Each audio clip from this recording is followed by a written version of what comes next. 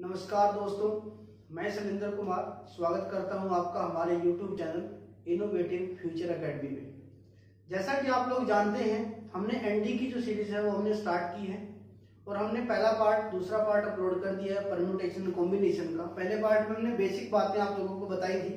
दूसरे पार्ट की अगर बात करें तो मैंने आपको पूरे का पूरा सिलेक्शन के ऊपर मतलब कॉम्बिनेशन के ऊपर पूरा लेक्चर दिया था। उसके ऊपर मैंने आपको सारी प्रॉपर्टीज वगैरह कराई थी, ट्रिक्स वगैरह बताई थी। उम्मीद करता हूं मैं कि आप लोगों ने उन चीजों को अच्छे से सीखा होगा और उनको ट्राई किया होगा क्वेश्चन के ऊपर। आज जो टॉपिक है हमारा वो हमारा है परम्यूटेशन। परम्यूटेशन का मतलब हम समझेंगे आज कि उसका मतलब क्या होता है, उसके कैसे क्वेश्चन है, कैसे टैकल करना है। एक ही क्वेश्चन से हम 3, 4, 5 क्वेश्चन को जनरेट करेंगे और उसके बाद उनको डिस्कस करेंगे क्लास के अंदर ही, ताकि आप लोगों को जो परम्यूटेशन का कंसेप्ट है वो कंप्लीटली क्लियर हो जाए। ठीक है, तो चलिए स्टार्ट करते हैं आज की वीडियो को कि क्या है परम्यूटेशन और उसके बेसिस पे हम कैसे कैसे आगे क्वेश्चन को टैकल करेंगे। देखिए यहाँ पे कुछ क्वेश्चन मैंने लिख दिए आपके, इस क्वेश्चन को सोल्व करेंगे, लेकिन पहले इससे हम क्या करेंगे, हमारा जो कंसेप्ट है उसको अच्छे से रीड आउट करेंगे, समझेंगे कि करना कैसे होगा उस चीज को।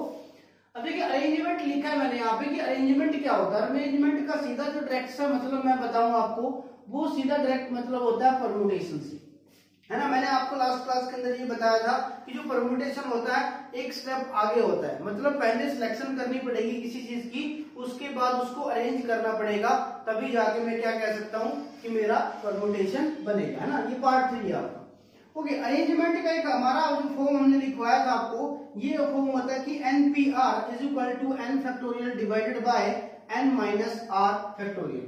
लेकिन मैंने तो ये भी बताया था कि आपको ये भी याद करने की जरूरत नहीं है, आपको सिर्फ एक ही फॉर्म याद करना है जिसका नाम है NCR, है ना, जो कॉम्बिनेशन का अप्रोच करता है। उसी से तो आपका परम्यूटेशन का कॉम्बिनेशन बनता है, कॉम्बिनेशन से परम्यूटेशन बनता है। कैसे करेंगे उसको देखिए, मैंने यहाँ पे डेफिनेशन लिखी है आपके सामने। मैंने कहा है कि the number of permutation of n different object taken are at a time, उसको क्या बोला जाएगा, परम्यूटेशन। कि एक टाइम पे कितनी एलिमेंट की या कितने पर्सन की जो भी हमारे पास आर्टिकल होंगे उनको अरेंजमेंट करना, दैट इज कॉल्ड परम्यूटेशन। वो परम्यूटेशन होगा हमारा, है ना। तो देखिए एनपीआर, अभी मैंने तो ये बताया कि सिर्फ एनसीआर का याद करना, अगर एनसीआर याद हो जाता है तो एनपीआर अपने आप हो जाएगा। तो इसका मतलब मैं ये कह दूं कि इसको मैं कट कर देता हूं, मैं इसको याद ही नहीं करूंगा, मैं एनसीआर को याद रखूंगा, एनसीआर को अरेंज करूंगा, एनसीआर को मैं अप्रोच करूंगा, है ना। अगर उसी को मैं अप्रोच करूंगा, एक चीज और सुनिए, अभी मैंने ये भी आपको चीज बताई थी, याद कीजिए। ABC मान लो मेरे पास 3 अल्फाबेट है, 3 अल्फाबेट है, इनको अरेंजमेंट में लेना, कितने टाइप से मैं इसके वर्ड बना सकता हूं अलग अलग। तो हम लोगों ने कुछ ऐसा बनाया था, ACB, उसके बाद BAC, उसके बाद BCA, उसके बाद CAB, उसके बाद CBA, मतलब ये टोटल 6 अरेंजमेंट बने थे हमारे, है ना, या बनते हैं। जो 6 अरेंजमेंट बनते हैं, जो मेरे पास 3 ही मेरे पास क्या होंगे, अल्फाबेट होंगे। अब मैंने सीधा सा इसका शॉर्टकट बताया था कि जितना अरेंजमेंट मतलब इनटू में 3 फैक्टोरियल, है ना। 3 फैक्टोरियल अगर लिख दूंगा तो 3 फैक्टोरियल की आपको वैल्यू क्या मिलेगी, 3 into 2 into 1 is equal to किसके बराबर, 6 के बराबर। ये भी मेरे पास क्या मिले, मुझे अरेंजमेंट 6 मिले। कि जितना अल्फाबेट जितने प्लेसेस के ऊपर मूव करेगा, that is called total number of arrangement, मतलब परम्यूटेशन। अब देखिए, लेकिन अभी मैंने कहा कि एनसीआर याद करना है, एनसीआर से एनपीआर कैसे। अब अगर मेरे पास टोटल 10 पर्सन है टोटल, है ना, 10 पर्सन में से मैंने कहा कि 5 को सिलेक्ट करो, मुझे 5 को ही अरेंज करना है। सिर्फ 10 पर्सन है, 10 में से 5 को अरेंज करना है। तो 5 को अरेंज करना है तो पहले तो मुझे भैया इसको सिलेक्ट करना पड़ेगा ना, 10C क्या करना पड़ेगा, 5। ऐसे ही करता हूं मैं, n नंबर ऑफ टोटल होते हैं तो r को सिलेक्ट करते हैं उसमें से। और r कहां पे अप्रोच कर रहा था बताइए जरा एक बार दोबारा से। अप्रोच करेगा 0 less than equal to r less than equal to n को अप्रोच करता है, डन। 10C5, अब इसमें से 5 का अरेंजमेंट हो गया, 5 की सिलेक्शन हो गई, अभी 5 की अरेंजमेंट करनी है। मैंने कहा जितने अल्फाबेट जितने प्लेसेस पे मूव करेंगे उतना ही फैक्टोरियल होता है। तो 5 हो गया, इनटू में क्या कर दिया मैंने, 5 फैक्टोरियल कर दिया मैंने। तो ये मेरा क्या हो जाएगा इस क्वेश्चन का आंसर। अगर मुझे 10 में से 5 को चुनना है और उन 5 को अरेंजमेंट में लेके जाना है तो मेरा आंसर क्या आएगा, ठीक है। अब यहां से बनाते हैं। आपने ये चीज पढ़ी थी ना, क्या पढ़ा था आपने, पढ़ा था NCR, है ना। ये क्या होता है जी, n factorial divided bye r factorial, n2 में n माइनस r का फैक्टोरियल। यही तो पढ़ा आपने, ठीक है। कॉम्बिनेशन के अप्रोच से यही पढ़ते हैं। अब ये तो सिर्फ किसके अप्रोच कर रहा है कि इसको सिलेक्शन किस में करनी है। अब कुछ को n टोटल थे, उसमें से r को सिलेक्ट कर लिया। अब r को किस में लेके जाना, अरेंजमेंट में लेके जाना। r को अरेंजमेंट में लेके जाना जिसका मतलब उतना ही फैक्टोरियल। तो n2 में मैं क्या कर दूं भैया, मैंने कहा r का फैक्टोरियल।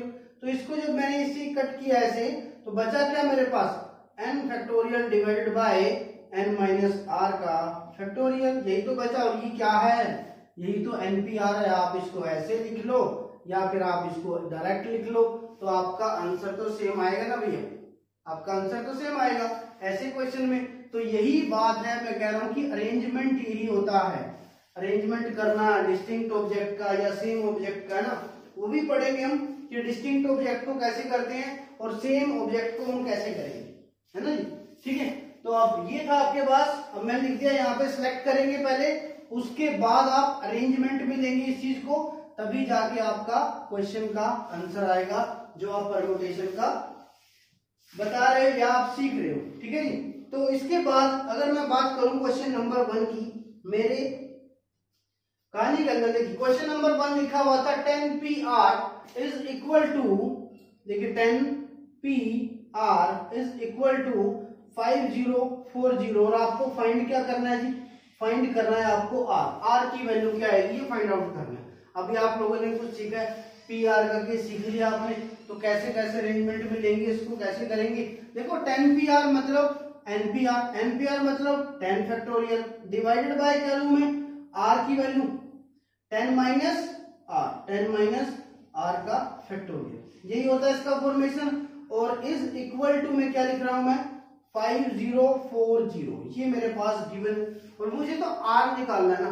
अब कुछ बच्चे पता क्या करेंगे, कुछ बच्चों ने ये किया होगा कि 5040 क्या है मेरा, 7 का फैक्टोरियल होता है, तो सीधा 7 फैक्टोरियल इसको ओपन करो, 10 इंटू 9 इंटू 8 इंटू 7 फैक्टोरियल करो, फैक्टोरियल से फैक्टोरियल कट जाएगा। नहीं, क्योंकि नीचे आपका 10 माइनस r का फैक्टोरियल बचा हुआ है, तो ऊपर भी हमें कुछ ऐसा केस बनाना पड़ेगा जिसमें मेरा फैक्टोरियल का केस बचे। देखिए ऊपर वाले को मैं क्या लिख सकता हूं, 10 इंटू में 9 इंटू 8 इंटू 7 इंटू 6 का फैक्टोरियल लिख सकता हूं ना, डिवाइड बाय 10 माइनस r का फैक्टोरियल इज इक्वल टू किसके बराबर। मैं इसको भी थोड़ा चेंज कर रहा हूं, मैंने चेंज किया 504 इंटू में 10 लिख दिया मैंने इसको, ऐसा मैं इसको लिख सकता हूं, है ना। डन, कोई दिक्कत नहीं है, बिल्कुल दिक्कत नहीं है। 10 से हमारा 10 से 10 कैंसिल आउट हो जाएगा। और जब आप 9 इंटू 8 इंटू 7 करते हैं ना, तो आपका आंसर आता है 504, मतलब ये सारी वैल्यू 504 से कट जाएगी। तो मेरे पास लेफ्ट क्या हुआ, 6 फैक्टोरियल, इसको मैं उस साइड लेके जाता हूं, is equal to 10 minus r का फैक्टोरियल। तो इसका मतलब ये हुआ, अगर ये और ये दोनों वैल्यू बराबर हैं तो r की वैल्यू क्या होनी चाहिए, 4 फैक्टोरियल। तो r की वैल्यू मेरे पास क्या आएगी, 4, r की वैल्यू क्या आएगी, 4 आएगी। तो r को अगर मैं 4 कर देता हूं तो 6 फैक्टोरियल बचेगा दोनों साइड, तो मेरा आंसर क्या हो जाएगा पहले क्वेश्चन का, मतलब r is equal to what, 4, है ना भाई। सॉल्यूशन जरूर उतारना भाई, क्योंकि बहुत इंपॉर्टेंट से कंसेप्ट है, सिंपल भी है और मजा आएगा आपको करते हुए। ओके, चलिए करते हैं हम सेकंड नंबर क्वेश्चन के ऊपर कि सेकंड नंबर क्वेश्चन हमारा क्या कह रहा है। सेकंड नंबर क्वेश्चन बहुत आसान है, बस क्वाड्रेटिक इक्वेशन आपकी बनेगी इसके अंदर, उसको आपने अप्रोच करना है कि कैसे बनेगा। रेशियो गिवन आपको किसका, 2n, इसको दोबारा लिख देता हूं मैं, 2n plus 1 p n minus 1। ऊपर रेशियो में क्या आ जाएगा आपका, 2n माइनस 1 p n, ये लिखा हुआ है।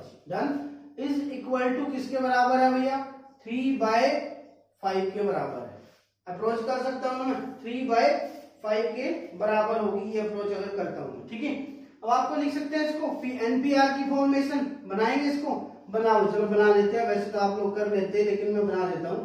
2n प्लस 1 का फैक्टोरियल डिवाइडेड बाय क्या आएगा, इसमें से इसको माइनस किया जाएगा और इसमें से इसको माइनस जब करेंगे तो 2n में से माइनस n हो जाएगा, तो एक n कट जाएगा और एक क्या बचेगा मेरे पास, सीधी वैल्यू क्या बचेगी, 2n प्लस 1 का factorial divided by n plus 2 बचेगा मेरे पास, डिवाइडेड बाय उसके बाद 2n माइनस 1 का फैक्टोरियल करेंगे, डिवाइडेड बाय क्या आएगा n, इसमें से ये माइनस करूंगा मैं तो क्या बचा यहाँ पे n माइनस 1 का फैक्टोरियल ये बचेगा, और इक्वल टू में मेरे पास क्या गिवन है भैया 3/5 गिवन है ना। जब इसको मैं ऊपर लेके जाऊंगा तो ऊपर लेके जाइए इसको 2n प्लस 1 का फैक्टोरियल इनटू में n माइनस 1 का फैक्टोरियल डिवाइडेड बाय, अब देखिए 2n माइनस 1 का फैक्टोरियल और इनटू में क्या आएगा n प्लस 2 का फैक्टोरियल, ये भी तो n प्लस 2 है, इसका फैक्टोरियल आएगा। डन, ये वाली वैल्यू आएगी। अब क्या आप लोग जानते हैं इसको अगर मैं कम करता रहूंगा, देखो n प्लस 2 है, उसके बाद अब इसको पहले अगर मैं वापस लेके जाता हूं, मैं इसको आपको मैंने बताया हुआ कि कैसे अप्रोच करते हैं 2n प्लस 1, उसके बाद एक कम करेंगे क्योंकि डिसेंडिंग सीरीज चलती है फैक्टोरियल की, इनटू में क्या आएगा 2n, इनटू में क्या आएगा 2n माइनस 1, और 2n माइनस 1 का फैक्टोरियल इस वाली वैल्यू से आपका कट जाएगा जो बचेगा, ओके। इनटू में ये तो बन गया जी, अब n माइनस 1 है, अब इसको नीचे वाली को अप्रोच करता हूं मैंने कहा n प्लस 2, उसके बाद n प्लस 1, उसके बाद n, उसके बाद n माइनस 1 का फैक्टोरियल, ऊपर भी क्या है n माइनस 1 का फैक्टोरियल, तो ये वैल्यू क्या हो जाएंगी कट जाएंगी यहाँ से, ये वैल्यू कट गई है तो n से n भी कट जाएगा, n से n भी कट जाएगा, और इसके इक्वल टू में मेरे पास क्या गिवन था 3/5 गिवन था। अब इनकी क्रॉस मल्टीप्लाई कर दो, एक क्वाड्रेटिक इक्वेशन आएगी आपके पास, देखिए 20n plus 10 is equal to what 3 into में n plus 2 n square plus में क्या आएगा n प्लस में 2n प्लस में 2, ठीक है, ये 3n हो जाएगा, तो 20n प्लस में 10 मैं बिल्कुल ओपन करके दिखा रहा हूं बच्चों कि कैसे इसको सोल्व करेंगे प्लस 2। अब यहां से आप n की वैल्यू को फाइंड आउट कर सकते हैं, और जो यहां से सोल्व करने के बाद n की वैल्यू आपको मिलेगी वो आपका आंसर आना चाहिए n इज इक्वल टू किसके बराबर 4 के बराबर आना चाहिए। तो ऐसे क्वेश्चन को हम इस तरह से अप्रोच करेंगे, इसमें n निकालना है, सिर्फ लगाना आपको फॉर्मूला ही है, जो फॉर्मूला या फॉर्मेशन जो आपको बताई गई है आपको सोचना है बस कि इसके ऊपर कैसा क्या करें कि इस चीज को ऐसे बन जाएगी, या फिर फॉर्मेशन बनाने के बाद मुझे आंसर उसी फॉर्म में मिले। n पूछ रहा है, r पूछ रहा है आपसे, जो भी पूछेगा आपको वो आंसर फाइंड आउट कर लेना। डन, यहां तक मेरे ख्याल से सबको समझ में आया होगा। चलिए क्वेश्चन नंबर 3 पे चलते हैं। क्वेश्चन नंबर 2 हमने कर लिया, क्वेश्चन नंबर 3 क्या कह रहा है। क्वेश्चन नंबर 3 बिल्कुल बेसिक से कंसेप्ट हैं और बेसिक सी चीजें हैं आपकी, इन सबको अगर आप करते रहेंगे धीरे धीरे हम लेवल को बढ़ाते चलेंगे भाई, ठीक है। अभी सिर्फ सिंपल अप्रोच लेके चल रहे हैं कि कैसे कैसे कोई वैल्यूज कैसी चेंज होती हैं और कैसे अरेंजमेंट उनका होता है, ठीक है। पहले धीरे धीरे होगा, उसके बाद फिर हम परफॉर्मेंस अपना लेवल जो भी है क्लास का वो इंक्रीज करते रहेंगे। Done. In how many ways can 6 person stand in A Q, ये तो बहुत आसान था। उसने कहा कि 6 पर्सन है मेरे पास टोटल, तो कितने तरीके हैं, तो सिलेक्शन पहले हो चुकी है कि 6 पर्सन है जी, सबको क्या करना है अरेंजमेंट में लेके जाना है। तो अरेंजमेंट में अगर लेके जाना है 2 तरीके हैं करने की, मतलब यहाँ पे 6, यहाँ पे 5, यहाँ पे 4, यहाँ पे 3, यहाँ पे 2, यहाँ पे 1, है ना। परमुटेशन हमेशा कभी रिपीटेशन लाउड नहीं होता है, ये भी याद रखना आपने कि परमुटेशन में कभी भी रिपीटेशन लाउड नहीं होता है। डिफरेंट बोल दिया उसने पहले इसका मतलब, तो ये क्या होता है, या तो आप सीधा लिख देते इसको कि 6 का फैक्टोरियल है, या फिर आप इसको ये तरह लिख देते, है ना, ये चीज आ जाएगी। Okay, question number 3 very easy. Question number 4 पे चलते हैं भैया, ठीक है। धीरे धीरे लेवल को बढ़ाते चलेंगे, फिर आपको पूरा कंसेप्ट समझ में आएगा ताकि आप लोग अप्रोच कर पाए अपने एग्जाम वाले क्वेश्चनों को सारे के सारे, ठीक है। धीरे धीरे चलो जी, 4th नंबर क्वेश्चन पे आइए। लिखा हुआ एक वर्ड आपका, क्या लिखा हुआ है जी, एजुकेशन। उसने लिख के दिया आपको कि एजुकेशन एक ऐसा वर्ड है जिसके अंदर कोई भी लेटर रिपीट नहीं होता है। अभी सिर्फ वो लेटर कर रहे हैं हम जिनके अंदर कोई भी लेटर रिपीट नहीं हो रहा है, जिसके अंदर लेटर रिपीट होते हैं वो अलग सीरीज रहती है ना, अलग क्वेश्चन होता है, वो अलग टाइप से बनता है। एजुकेशन लिखा हुआ है, एजुकेशन में कह रहा है कि how many different 4 letter word can be form by using letter of education using each letter at most once. कि एक ही बार यूज करना ज्यादा से ज्यादा एक लेटर को, मतलब परमुटेशन। देखिए ये तो मेरे पास 1 2 3 4 5 6 7 8 9 टोटल तो 9 है, लेकिन मुझे क्या बनाना है, सिर्फ 4 लेटर का ही एक वर्ड बनाना है। उस 4 लेटर के वर्ड से ही हमारा काम हो जाएगा। डन। तो मुझे क्या करना पड़ेगा, 9 में से पहले मुझे 4 को सिलेक्ट करना पड़ेगा। 9 में से मुझे 4 को सिलेक्ट करना पड़ेगा। 4 को सिलेक्ट किया और उन 4 को फिर अरेंजमेंट में लेंगे, मतलब 4 जो भी सिलेक्ट होंगे, पता नहीं वो कौन से होंगे, जो भी 4 सिलेक्ट होंगे वो 4 पोजीशन पे मूव करेंगे ना भाई, 4 पोजीशन पे मूव करेंगे। और 4 पोजीशन पे अगर मूव करेंगे तो इनटू में क्या आ जाएगा, 4 फैक्टोरियल आ जाएगा। तो ये जो आंसर आएगा इस क्वेश्चन का, ये मेरा क्या रहेगा, क्वेश्चन नंबर 4 का आंसर। ठीक है, या फिर आप सीधा इसको एनपीआर लिख सकते थे, मतलब 9p4 ये लिख देते, तब भी आंसर आपका वही आता है ना। इसको सोल्व करने के बाद जो आपका आंसर आएगा वो आपका क्या हो जाएगा, आंसर हो जाएगा 4th नंबर क्वेश्चन का। डन। चलिए बता देता हूं वैसे में कि इसका जो आंसर आता है वो क्या आएगा, 3024 आएगा आपका आंसर। सोल्व करेंगे आप सभी, इसको मैच करेंगे आंसर कि आपका आंसर सही आया कि नहीं आया। ठीक है जी, क्वेश्चन नंबर 4 था ये आपका। अभी चलते हैं क्वेश्चन नंबर 5 के ऊपर। क्वेश्चन नंबर 4 था ये, तो अभी चलते हैं क्वेश्चन नंबर 5। क्वेश्चन नंबर 5 से ना हम कई केसेस बना सकते हैं। कई केसेस कैसे, उसने इसमें बोला हुआ है कि make 5 letter word, make 5 letter word in which first 3 are vowels and last two are consonant। समझे बात को, ध्यान से समझना, भी बहुत अच्छा इंपॉर्टेंट सा क्वेश्चन है। दूसरा क्वेश्चन इसी के अंदर लिख रहा हूं मैंने कहा कि make 5 letter word, make 5 letter word in which 3 consonant and 2 vowel, in which 3 consonant and 2 vowels।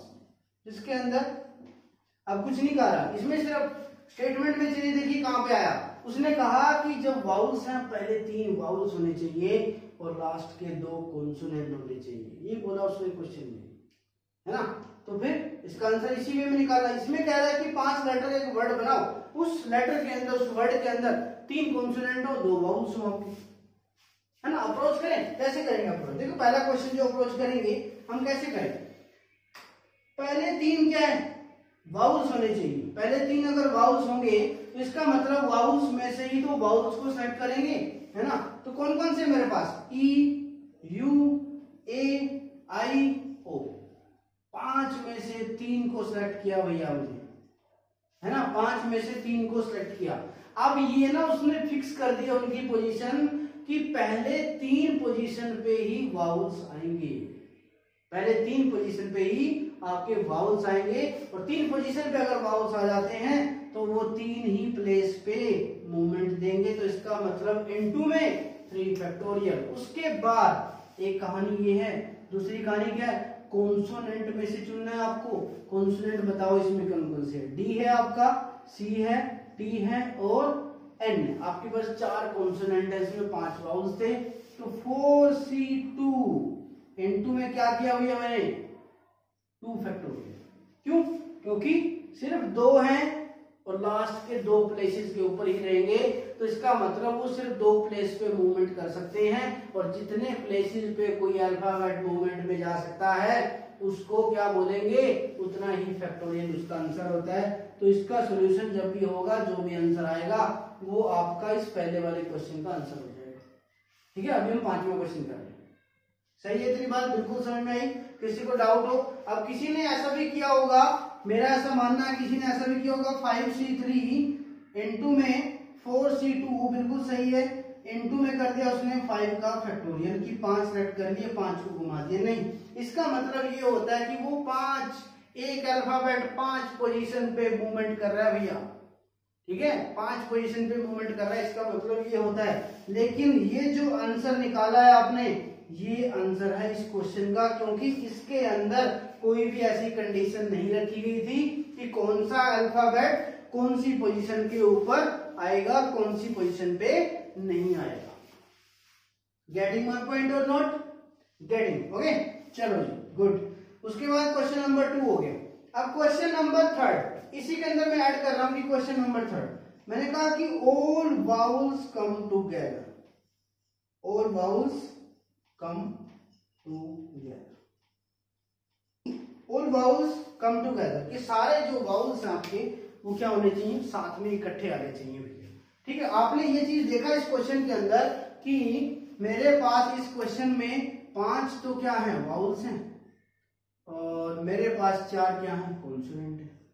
4 क्या है, कॉन्सोनेंट है, और 5 क्या वाउल्स। वो कह रहा है कि बाउंड होना चाहिए, सारे इकट्ठे आने चाहिए, जिस भी पोजीशन पे आएंगे ना वो सारे के सारे इकट्ठे ही आएंगे भैया। ठीक है, इसको रब कर रहा हूं मैं, आपने इसका लिख लिया होगा, पॉज करके वीडियो आप लिख सकते हो। उसके बाद इस क्वेश्चन का आंसर देखते हैं अभी कि ऑल वाउल कम टुगेदर। ध्यान से समझिएगा कि बाउंड कर दिए गए 5 की 5। अब एक स्ट्रेट कहानी सुनिए छोटी सी कि 5 दोस्त थे, जहां भी जाते हैं वो, जहां भी जाते हैं वो इकट्ठे जाते हैं वही। ठीक है, कोई नहीं है कि 4 नहीं जाएंगे कहीं भी, ऐसा नहीं कि एक कहीं जाएगा 4 के, नहीं।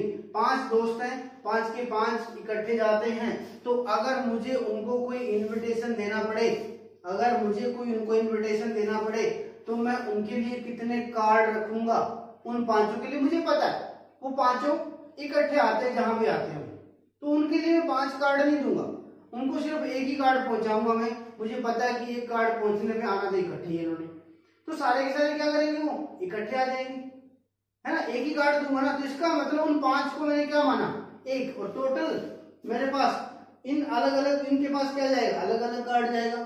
तो इनके पास अलग कार्ड गया, तो इसका मतलब 4 कार्ड तो मैंने इनके लिए रखे और एक कार्ड इसके लिए रखा, तो टोटल क्या हुआ, 5 कार्ड में, टोटल 5 कार्ड हुए। और 5 कार्ड 5 के 5 पोजीशन पे मूवमेंट करेंगे, 5 फैक्टोरियल। 5 कार्ड है तो 5 को इंटरचेंज कर सकता हूं मैं, तो इसका मतलब 5 फैक्टोरियल। लेकिन ये कोई नेसेसरी नहीं है, कोई जरूरी नहीं है कि आपके जो ये 5 मित्र हैं ये इकट्ठे तो आएंगे, ये तो पता है, लेकिन ये कोई नेसेसरी थोड़ी, जब इनविटेशन दिया गया, जब ये एंट्री लेंगे तो ये सारे एक ही सीक्वेंस में एंट्री लेंगे कि पहले ई आएगा, फिर यू आएगा, फिर ए आएगा, फिर आई आएगा, फिर वो आएगा, नहीं ना, ऐसा तो नहीं है कुछ भी। तो मतलब ये हुआ कहने का मेरा कि आगे पीछे आ सकते हैं, कभी यू आगे आ गया, कभी ए आ जाएगा, क्या पता आई आ जाएगा, ओ आ जाए, फिर आगे पीछे, मतलब ये आपस में इंटरचेंज कर सकते हैं, वो चीज ठीक है, लेकिन ये इकट्ठे आएंगे ये जरूरी है। तो इंटरचेंज करने के लिए खुद में 5 फैक्टोरियल इंटू में 5 फैक्टोरियल, तो ये क्या होगा, आपके क्वेश्चन का आंसर होगा। ठीक है, कौन से क्वेश्चन का, क्वेश्चन नंबर 3 है, लेकिन क्वेश्चन नंबर 5 में से बनाया हमने, पार्ट 3 में जो बनाया कि all vowel come together, all vowels come together. आगे इसी क्वेश्चन में एक चीज और लिख दूं मैं साथ में, मैंने कहा कि all vowels not come together, यहां लिख रहा हूं, all vowels not come together, all vowels not come together, कि सारे वाउल्स जो है ना इकट्ठे ना आए। ठीक है, तो चीज बताइए आप मुझे, या तो वो इकट्ठे आएंगे या वो इकट्ठे नहीं आएंगे, 2 ही कंडीशन हो सकती है, तीसरी कोई कंडीशन है नहीं, तीसरी कोई कंडीशन नहीं है, या तो वो इकट्ठे आएंगे या वो इकट्ठे नहीं आएंगे, 2 ही कंडीशन बन सकती है। और किसी का होना और किसी का ना होना किसके बराबर मानते हैं, प्रोबेबिलिटी आती है यहाँ पे कि किसी का होना और किसी का ना होना किसके बराबर होता है जी, 1 के बराबर माना जाता है। मैं कहता हूं कि 40% चांस है आज बारिश होने के, तो आप लोग मुझे क्या बोलोगे कि सर 60% चांस है बारिश ना होने के, क्यों, क्योंकि टोटल हमने 100% माना। अगर मैं कहूं कि 0.3% चांस है बारिश होने के, तो आप क्या कहोगे 0.7 चांस है बारिश ना होने के। तो इसका मतलब किसी का होना और किसी का ना होना किसके बराबर, 1 के बराबर। वो 1 क्या है, उस 1 में उसका होना भी है और उसका ना होना भी है, उस 1 वैल्यू में या 100% में उसका होना भी है, उसका नहीं भी होना है। समझिए वहां से इस कहानी को, ये कह रहा है कि all vowel not come together, या तो वाउल इकट्ठे आएंगे या वाउल इकट्ठे नहीं आएंगे, ये दोनों किसके बराबर होंगे, 1 के बराबर या 100 के बराबर, 1 के बराबर ले सकते हैं या 100% के बराबर ले सकते हैं। बात समझे? आप समझिए डिटेल में थोड़ा। वो प्रोबेबिलिटी हमने पढ़ी होगी, नहीं तो पढ़ी तो अभी पढ़ लेंगे। देखो अगर इस एजुकेशन वर्ड को मैं सिर्फ एक लाइन में समाप्त करता हूं, मैंने आपको एक क्वेश्चन दिया कि कोई कंडीशन नहीं है, पहला क्वेश्चन मैंने इसमें लिखा कि नो कंडीशन, कि कोई भी कंडीशन नहीं है भैया, उठा के सारे एलिमेंट को, सारे के सारे अल्फाबेट को अरेंज कर डालो, तो आप क्या करोगे?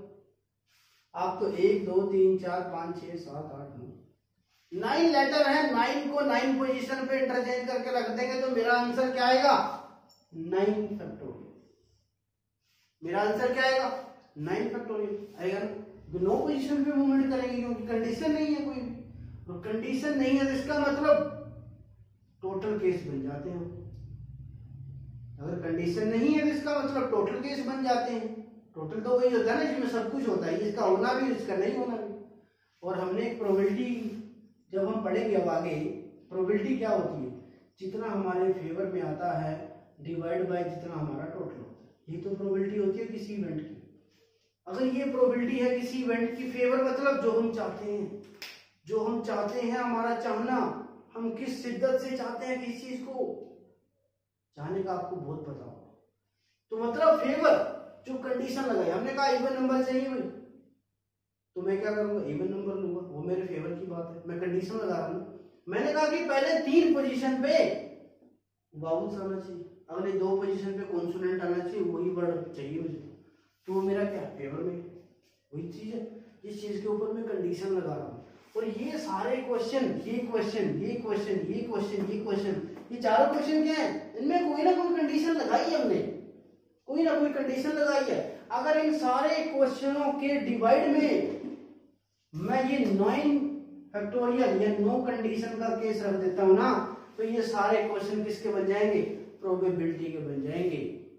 तो यहां से आपकी प्रोबेबिलिटी का कंसेप्ट भी क्लियर होता है। ये सारे क्वेश्चन के डिवाइड में अगर मैं नो कंडीशन का केस रख देता हूं, मतलब 9 फैक्टोरियल, तो इसका मतलब ये सारे जितने भी क्वेश्चन हमने किए हैं, तो ये सारे क्वेश्चन किसके बन जाएंगे? प्रोबेबिलिटी के बन जाएंगे। बस तो पढ़ेंगे भाई, ऐसा ही है, आराम से पढ़ेंगे, प्रोबेबिलिटी भी समझ में आएगी यहाँ से, और आपको परम्यूटेशन कॉम्बिनेशन भी चलिए चलते हैं। अब मैंने आपको बताया कि 9 फैक्टोरियल नो कंडीशन, जिसमें होना भी है नहीं भी होना है। अगर 9 फैक्टोरियल में से मैं माइनस कर देता हूं all vowel come together 5 factorial into में 5 फैक्टोरियल, तो कौन से केस बच जाएंगे? वो केस बच जाएंगे जिसमें वाउल नॉट कम टुगेदर, जिसमें वाउल इकट्ठा नहीं आएगा। ठीक है भाई, गुड। इसमें भी थोड़ा सा गड़बड़ है कहानी में, नॉट कम टुगेदर। ठीक है, यहां तक बिल्कुल क्लियर है। जो यार ऐसी स्टेटमेंट आती है तो यहां तक आपका केस बिल्कुल क्लियर है, बिल्कुल क्रिस्टल क्लियर बोलता हूं जिसको, है ना, डेड स्क्लोटर। इसको कर देंगे कंसेप्ट को, बिल्कुल आपको समझ में आएगी चीज। आप बिल्कुल देखिए इसको, 1 2 3 मिक्स आपको ये समझा रहा हूं। All vowel come together, all vowel not come together, ये सारी चीजें मैं आपको बता रहा हूं इस केस के अंदर क्या देंगे। ठीक है, अगर आप टोटल में से वो माइनस कर दोगे कि जो ऑल वाउल कम टुगेदर, तो कौन से केस बचेंगे भैया? कि all vowel not come together. ठीक है, ये केस बचेंगे हमारे पास।